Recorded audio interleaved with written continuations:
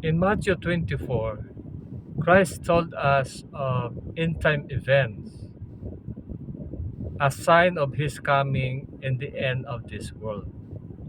What are these?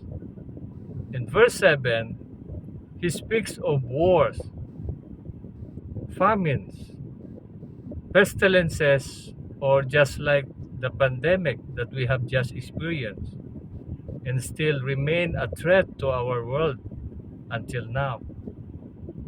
Earthquakes in diverse places or implying calamities.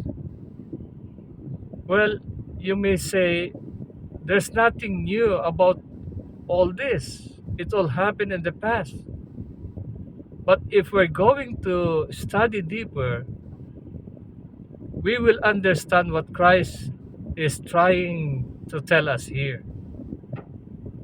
And you will be surprised to know that this prophecy is right now being fulfilled in our very own time. Yes, not in the past, but in this very time that we are living in. How did I say that? Think of this. Yes, there were wars that took place in the past, even major wars, but it didn't happen together or simultaneously with calamities in pandemic. Just like there were also pandemics that happened in the past, but it didn't occur simultaneously or side by side with wars and calamities.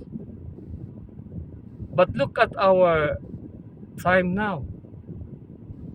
There were wars, calamities at the same time, pandemic, famines all together happening. We can better understand this if we will compare it to a human body. When we were young, we may have ailment, but usually only one ailment. And it gets well easily because we're more physically fit being young. But when we grow old, we usually have several ailments. You may have heart problem, but at the same time you are diabetic and having other organ failures also. Why? Because that's a sign of old age. Our body is getting weak. Now, if we will apply this to prophecy, then we will understand that we are now at the culminating point of end time events.